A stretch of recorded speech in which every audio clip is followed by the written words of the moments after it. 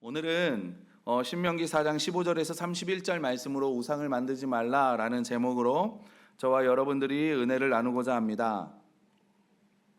우리가 오늘 읽은 이 본문 말씀은 모세가 이제 당부하고 이스라엘 백성들에게 당부하고 싶은 것은 뭐냐면 우상을 만들지 말아라, 그렇게 당부의 말씀과 명령의 말씀을 하는 겁니다. 우리 15절 말씀 한번 다 같이 한번 읽어보도록 하겠습니다.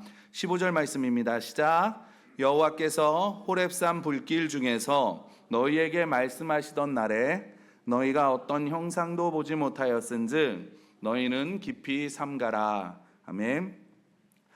모세가 하는 말은 뭐냐면 너희들이 하나님을 이렇게 눈으로 보지도 못했는데 이런 하나님을 형상으로 만들어서는 안 된다라는 것입니다. 그러면서 18절과 19절에서 그 우상에 대해서 자세히 이야기하고 있는데 땅 위에 기는 어떤 공충의 현상이든지 땅 아래 물속에 있는 어떤 어족의 형상이든지 만들지 말라라고 말해요. 여러분, 애굽의 신들, 그러니까 이들이 애굽에서 노예 생활을 했잖아요. 400년 동안 노예 생활을 하면서 그들이 애굽이 믿는 신들을 봤는데 그 애굽의 신들은 어떻습니까? 신의 형상은 뭐냐면 새나 짐승이에요. 그러니까 반은 동물이고 반은 사람의 모습을 한 신들을 많이 봤다는 거죠. 그러니까 이것을 하지 말라는 겁니다. 그리고 19절에 뭐냐면 내가 하늘을 향하여 눈을 들어 해와 달과 별들 하늘 위의 모든 천체 곧 너희 하나님 여호와께서 천하 만민을 위하여 배정하신 것을 보고 미혹하여 경배하지 말아라 말씀합니다. 이것은 그 당시 그 지역의 태양이라든가, 그러니까 애굽에서 태양신을 섬기잖아요. 그러니까 태양이라든가 달이든가 아니면 별 숭배하는 그 이방 나라들이, 그리고 다른 나라들은 다 이런 자연의 천체들을 섬겼는데 그것을 섬기지 말아라 말씀하시는 겁니다. 그리고 또 16절에 보면 남자 여자의 형상이든지 당신들 스스로 어떤 형상이라도 번떠서 새긴 우상들을 만들지 말아라 말씀하세요. 여러분, 우리가 그리스 로마 신화를 보면 신이 사람의 모습을 하고 있잖아요. 그러니까 사람과 완전히 똑같은, 능력만 다르지 사람과 너무나 닮은 신들을 그려내고 있거든요. 여러분, 우리 생각으로는 솔직히 말하면 우리가 신앙생활 할 때 신의 모습을 만들면 신앙생활 하는데 도움이 될 것 같지 않습니까? 어떤 형상이 있으면 무엇인가 형상화가 되면 그것을 보면서 사람들이 믿는데 좀 도움이 될 거잖아요. 솔직히 말하면 우리가 부모님이나 아니면 우리의 조상들을 기리는데 어떤 기념될 만한 형상 같은 것들을 두고 우리가 기념하잖아요. 그것처럼 하나님도 어떤 형상을 두면 우리가 신앙생활을 하는데 너무나 좋을 것 같은데, 그리고 우리가 집중도 더 잘할 수 있을 것 같잖아요. 아무도 안 보이는, 아무것도 잡을 수 없고 보이지도 않고 아무것도 할 수 없는, 그런데 형상이 있으면, 그런데 왜 이렇게 신의 모습을, 하나님의 모습을 돌이나 조각이나 이런 것들로 만들지 말라고 하셨을까? 하나님께서는 그것은, 우상은 우리가 하나님을 알아가는데 장애가 되기 때문에 그렇습니다. 여러분, 우리 하나님은 완전하신 분이신 거예요. 완전한 사랑, 또 완전한 지혜, 거대한 능력, 이런 의로우심과 이런 게 완전하신 분이신데 이런 분을 이렇게 우상으로 표현하려고 하잖아요. 그러다 보면 하나님을 제대로 표현할 수 없을 뿐더러 결국에는 하나님에 대한 잘못된 인식을 심어주기 때문에 그렇습니다. 여러분, 아무리 그림을 잘 그리는 사람, 아무리 표현을 잘하는 사람이 있다 한들 하나님을 어떻게 그릴 수 있고 하나님을 어떻게 표현을 할 수 있고 어떻게 하나님을 이해시킬 수 있겠습니까? 여러분은 우리가 살아가면서 내 남편, 내 아내, 내 자식, 내 부모에 대해서 다 안다고 생각하십니까? 여러분의 남편이 직장에서 어떤 모습인지, 여러분의 아내가 동네에서 어떤 모습인지, 여러분의 자녀가 학교의 친구들에게 어떤 모습을 나타내는지, 그려내는지 여러분 다 아십니까? 하물며 하나님을 내가 어떻게 다 표현할 수 있다고 말씀할 수 있겠습니까? 간혹 하나님에 대해서 이런저런 이야기하시는 분들을 TV에서 종종 보게 돼요. 그러면 저는 그 이야기를 들으면 얼마나 어이없는지 모릅니다. 왜냐하면 하나님에 대해서 이런저런 이야기를 막 해요. 그리고 하나님을 막 이런 분이다 뭐라고 막 얘기를 합니다. 그런데 그러면서 나중에 하는 이야기는 뭐냐면 단세포 생물도 이게 얼마나 경이롭냐, 이것도 우리가 사람이 다 이해하지 못하고 이 단세포 생물 이런 걸 보면서 야 경이롭지 않냐 막 얘기하는데, 여러분 어떻게 하나님을 다 안다고 이야기할 수 있고 가끔 그런 생각을 해요. 저 사람이 지금 자기가 무슨 말을 하고 있는지 알고는 이야기를 하고 있나? 여러분, 이런 거잖아요. 나는 내 아들에 대해서 다 알아. 내 자식에 대해서 다 알아. 성격도 알고 성품도 알고 뭐 모든 거를 다 알아. 누가 물어봐야 아들의 이름이 뭐냐 물어보면 아들의 이름은 몰라요. 너무 우리가 살아가면서 이럴 수 있다라는 거죠. 제가 한 번은 그래요. 사람의 인식이 얼마나 여러분 편협한 줄 아십니까? 제가 막 지하철 막차를 타고 내렸습니다. 근데 그 당시에 저희의 집을 가려면 지하철을 내려서 한 15분 정도를 재래시장 골목을 지나가야 돼요. 여러분 12시 넘어서 재래시장 골목 지나가 보셨습니까? 굉장히 무서워요. 근데 그 당시에 그 아파트 단지에 살던 누군지는 모르는데 그날 처음 본 여성분이 제 앞에 갑니다. 그러니까 저도 집에 가는 길이니까 막 가는데 그 여성분이 막 점점 걸음이 빨라지는 거예요. 근데 제가 아주 나쁜 생각을 했죠. 앞질러야 되겠다. 그래서 막 빨리 걸었어요. 그러니까 더 빨라지더라고요. 제가 그래서 앞질러야지 그러고 막 가니까 또 빨라지고 계속 그런 식으로 15분 거리를 한 7분 정도 만에 갔던 것 같아요. 그리고 이제 저는 위에 길로 가고 그분은 아래 길로 가거든요. 근데 딱 갈라지는데 그분이 휴 하는 소리를 제가 들릴 정도로 얼마나 긴장을 했겠습니까? 근데 제가 같은 단지 내에 살고 그렇잖아요. 제가 신학생인 거를 알면 그래도 좀 안심이 되지 않겠습니까? 그러니까 사람의 인식이란 그런 거라는 거예요. 우리가 하나님의 능력과 경외함만을 이야기하면 무섭고 두려운 하나님을 우리는 인식하잖아요. 그리고 사랑의 하나님만 이야기하면 하나님의 경외함이 우리의 신앙생활엔 또 어디가 있습니까? 너무 하나님을 만만하게 생각을 할 때가 너무나 많아요. 그래서 우상이라는 것은 하나님을 아는데 하등 도움이 되지 않을 뿐만 아니라 하나님을 알아가는 데 지장이 되기 때문에 하나님에 대해서는 어떤 우상도 만들지 말라고 하나님께서는 금지시키신 겁니다. 여러분, 그렇다면 우리는 궁금한 것이 생길 수 있어요. 성경은 하나님을 알라고 하는데 유한한 인간이, 그럼 그 연약한 인간이 무한하신 하나님을 어떻게 알 수 있냐라는 거죠. 그래서 우리가 노력하고 애쓴다고 하나님을 알 수 있는 건 아니에요. 우리가 하나님을 알 수 있는 방법은 뭐냐면 하나님께서 자신을 보여주셔야만 우리가 하나님을 알 수 있습니다. 여러분, 우리나 선이나 소개팅을 하면 마음에 드는 분들이 나오면 어때요? 나를 어떻게 알리려고 막 노력을 하잖아요. 그렇죠? 안 해보셨어요? 여러분, 그래서 여성분들은 좀 이렇게 교양 있게 보이려고 손으로 입을 가리면서 호호 웃잖아요. 그렇게 안 웃어 보셨어요? 우리 남자들은 좀 호탕해 보이려고 막 크게 막 제스처를 크게 하면서 막 웃잖아요. 여러분, 그게 왜 그런 거예요? 나를 좀 더 알리려고 그러는 거잖아요. 어떻게든 좋은 인상을 주려고. 여러분, 성도님들이 저를 아는 것도 마찬가지 아닙니까? 저하고 얘기해보지 않고 저하고 만나보지도 않고 저를 어떻게 아십니까? 우리가 아는 이유는, 성도님들과 저와 아는 이유는 뭐예요? 그냥 만나고 이야기하고 식사도 하고 차도 마시면서 계속 우리가 알아가는 거잖아요. 하나님을 우리가 노력으로 알 수 있는 게 아니라 하나님 스스로 하나님을 보여주셔야 되는 겁니다. 이것을 신학적 전문 용어로 뭐라 그러냐면 계시라 그런 거예요. 계시. 그런데 하나님께서 우리에게 어떻게 보여주셨는지를 살펴보면, 성경을 살펴보면 역사 속에서 하나님께서 일하시면서 나는 어떤 하나님이다라는 것을 보여주시더라고요. 출애굽을 통해서 하나님은 이스라엘 백성들에게 하나님이 어떤 분이신지를 보여주시는 거예요.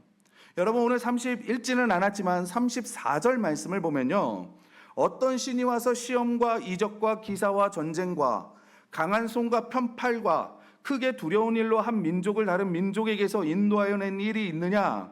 이는 다 너희의 하나님 여호와께서 애굽에서 너희를 위하여 너희 목전에서 행하신 일이라 말씀하십니다.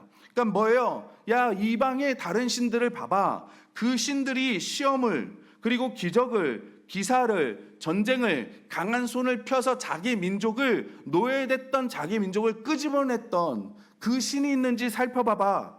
나밖에 없어 라고 말씀하시는 거잖아요.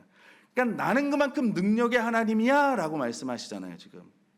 그리고 37절에 여호와께서 내 조상들을 사랑하신 고로 그 후손인 너를 택하시고 큰 권능으로 친히 인도하여 애굽에서 나오게 하시며, 이게 뭐예요?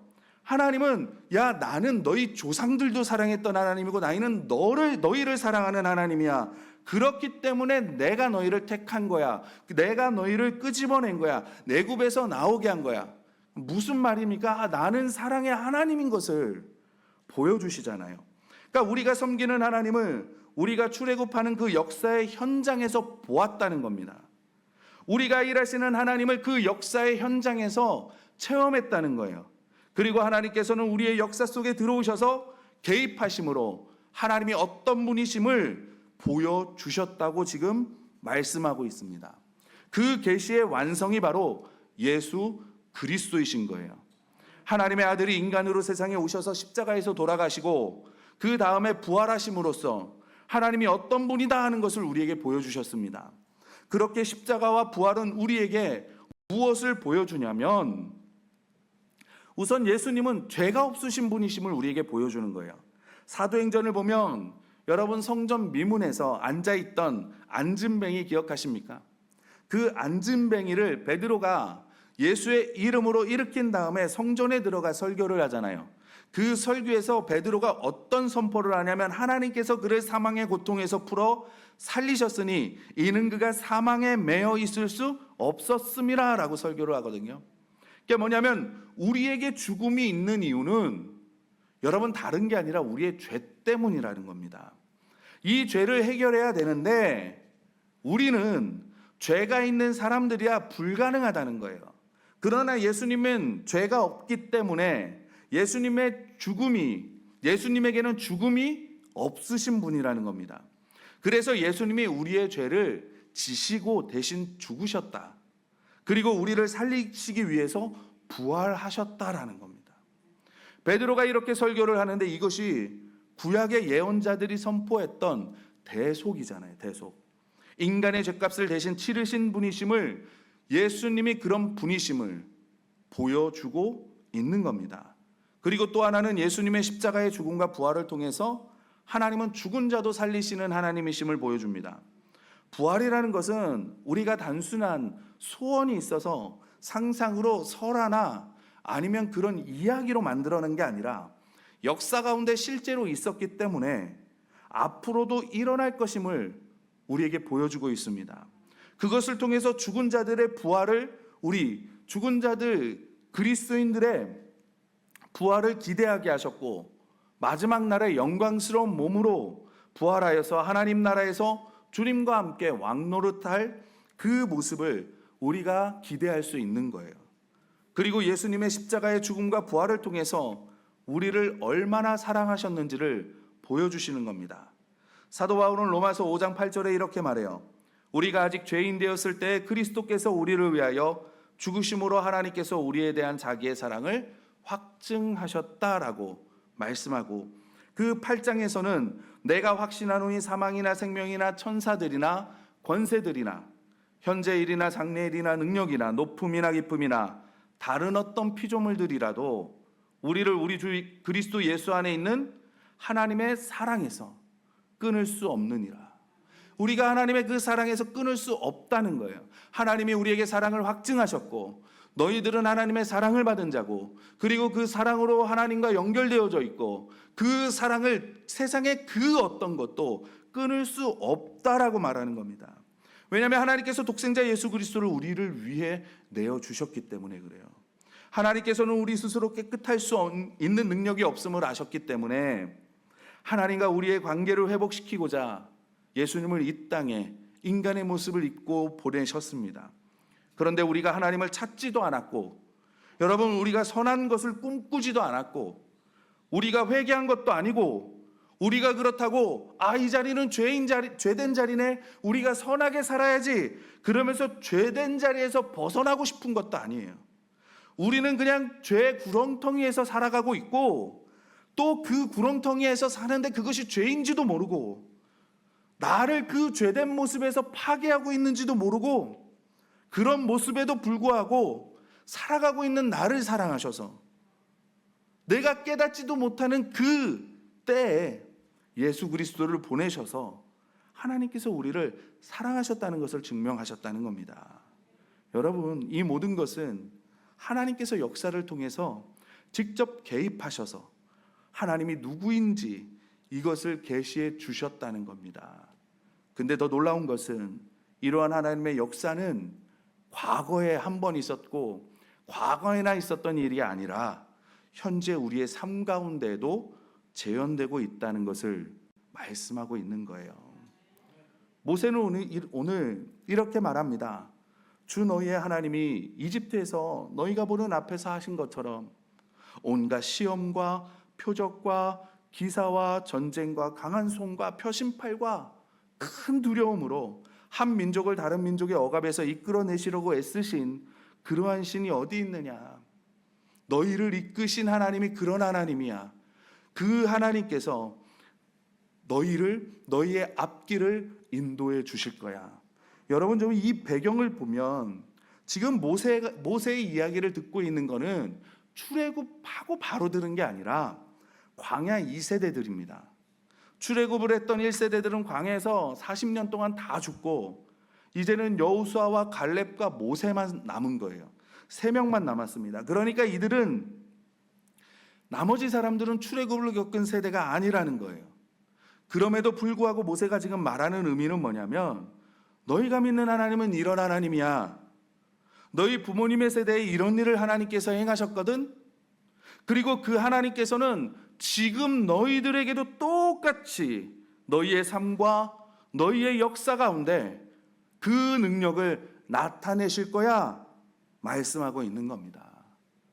여러분, 이제 우리가 월요일부터 시작을 해서 90일 통독의 삶을 시작하고 있습니다. 3일차를 맞았는데 이제 창세기 39장 나갔죠. 9장까지 읽었습니다. 그러면서 여러분, 아브라함과 이삭과 야곱의 이야기가 계속 나오거든요. 이 가운데 하나님께서 지금 써내려고 가시는 것들을 우리가 보게 되는 거예요. 여러분, 아브라함의 가정사를 이야기하는 게 아니라 하나님은 그 열심을 가지고 일하시는 하나님께서 아브라함에게 역사하셨던 그 하나님, 아브라함의 삶을 통해서 역사하셨던 그 하나님이 지금 나의 삶에서도 역사하고 계시다라는 거예요. 하나님은 그것을 우리에게 말씀하고 싶으신 겁니다. 하나님은 그것을 여러분에게 알고 싶어 하시는 거예요. 예수님께서도 우리에게 세상 끝날까지 너희와 함께 하겠다 말씀하시고 또 우리에게 보혜사 성령님을 약속해 주셨잖아요. 그리고 그 약속처럼 성령님은 우리에게 오셨습니다. 하나님께서 써가시는 이 역사에 동참하는 교회는 어때요? 그 당시에 2000년 전에 베드로가 한번 설교했더니 3000명, 5000명 수많은 사람들이 그리스도 안으로 들어오잖아요. 바울은 예루살렘과 온 유대와 사마리아 땅끝까지 증인의 삶을 살아가잖아요. 마가복음에 뭐라 그래요? 믿는 자들에게는 이런 표적이 따른다.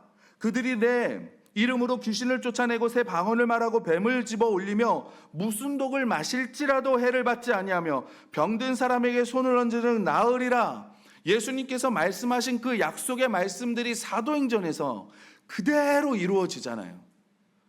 우리는 예수님이 말씀하시고 그때만 이루어지는 게 아니라 그 약속의 말씀은 역사와 함께 계속해서 지금까지도 이루어지고 있다는 것을 우리는 경험하게 되는 겁니다. 그런데 사도행전의 사도들을 통해서 이 말씀이 이루어졌고 그것을 읽은 너희에게도 이런 역사가 계속 일어날 거야 말씀하시고 있는데 예수님은 이 말씀을 믿으라는 거예요. 2000년 전에 있었던 것이 끝이 아니라 우리가 하나님을 알아가면 알수록 우리의 삶에서 이런 역사들, 이런 일들이 하나님의 약속들이 이루어진다는 겁니다. 여러분, 이런 관점으로 우리가 믿음이라는 것을 바라보면 믿음이 자란다라는 것을 우리가 이런 관점으로 보면 하나님을 더 알아가는 게 믿음이 자란다는 거예요.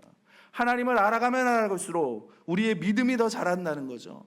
한 달 전보다 오늘을 더 알게 되고 오늘보다 한 달 후 우리가 하나님을 더 알게 되고 여러분, 이것이 믿음이 자란다라고 말할 수 있는 겁니다.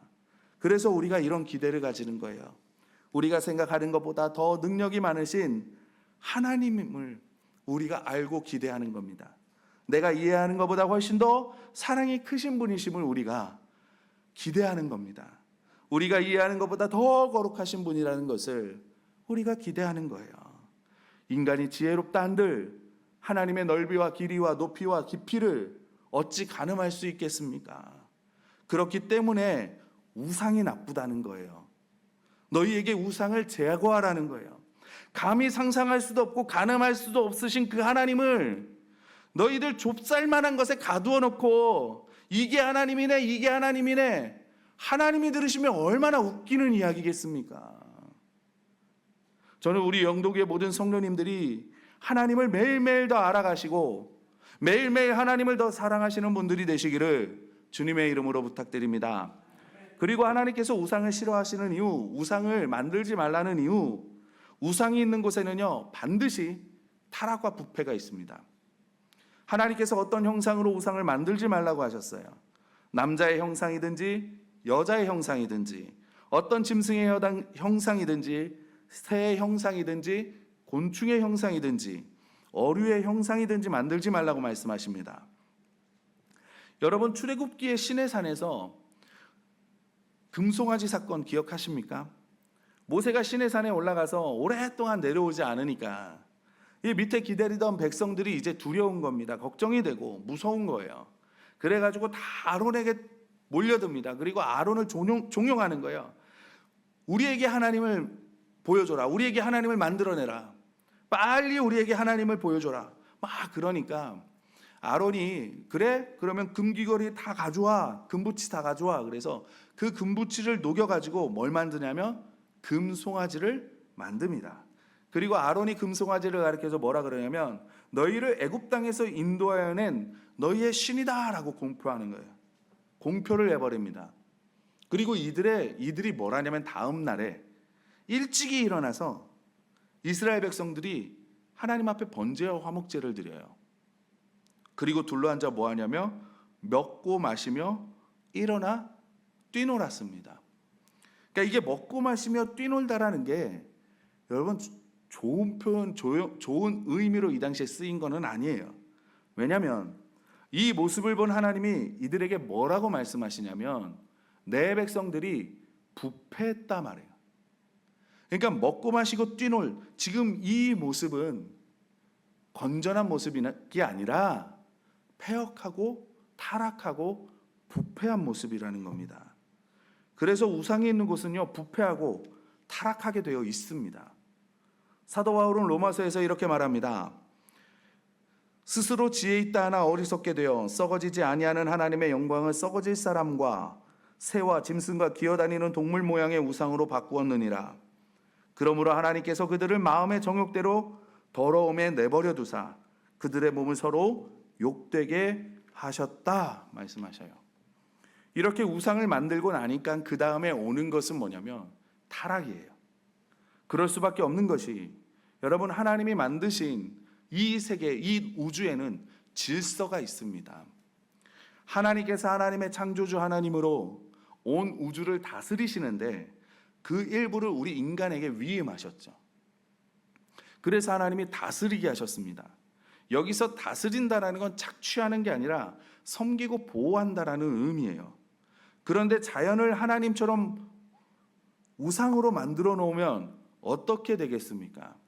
우리가 다스려야 할 위치에 있는데 그 자연에 의해 다스림을 받는 애매한 모양으로 바뀌어버리는 거예요. 그래서 자연이 인간을 다스리고 인간이 하나님을 조종하고 요즘은 좀 바뀌어서 그 하나님의 자리에 자연이 아니라 사람이 들어가는 것 같아요. 사람이 그 자리에 들어가서 내가 하나님을 조종하려고 하고 그래서 하나님이 어떤 존재로 여기느냐? 좀 주머니에 쌈짓돈 같은 느낌? 내가 필요하면 하나님이 도와주셔야 되고 내가 원하면 하나님이 이루어 주셔야 되고 내가 원하는 방향으로 무조건 맞춰주셔야 되고 여러분 그런 것이 요즘 사람들에게 있는 모습인 것 같습니다. 그래서 로마서는 우상이 돌이나 나무 등으로 뭔가 형상을 만든 것만 우상으로 정의하지 않고요. 하나님보다 더 사랑하는 것이 있습니까? 그러면 그것이 우상이라고 말해요. 하나님보다 더 앞서는 거, 하나님보다 더 앞에 두는 거, 우선순위에서 하나님을 밀어내는 것, 그것을 성경은 우상이라고 말합니다. 그리고 이렇게 하나님의 자리에 우상을 두면 부패가 되는데, 로마서에서는 그 이후에 우상을 만들어 놓고 우상을 섬기는 이들에게 따라오는 일들이 뭐냐면 모든 불의, 추악, 탐욕, 악의, 시기, 살인, 분쟁, 사기, 악독, 비방, 미움, 능욕, 교만, 부모를 거역하고 우매하고 배역하고 무정하고 무자비하는 것들이 나타난다라고 말해요. 그러니까 하나님보다 더 사랑하는 것이 있잖아요. 그것은 항상 우리의 삶에 부패를 가져옵니다. 타락을 가져오는 거예요. 파괴를 가져오는 거예요. 어떤 분은 가족일 수도 있습니다. 어떤 분은 사업일 수도 있어요. 어떤 분은 학문적인 성취일 수도 있습니다. 어떤 분은 예술일 수도 있어요. 어떤 분들은 자수성가일 수도 있습니다. 우리 주위에는 알게 모르게 자녀들이 우상이 된 분들도 꽤 있어요. 어떤 분이 말씀하십니다. 제 동기가 신학생 때 대학원 때 말하는데, 자기가 섬기는 교회 가면 그런 분들이 계시대요. 자녀들이 시험 기간에 교회 나오면 혼낸다는 거예요. 뭐 하고 있냐고. 빨리 집에 가서 공부하라고. 그게 20년 전 얘기입니다. 20년 전 얘기. 지금 얘기가 아니라.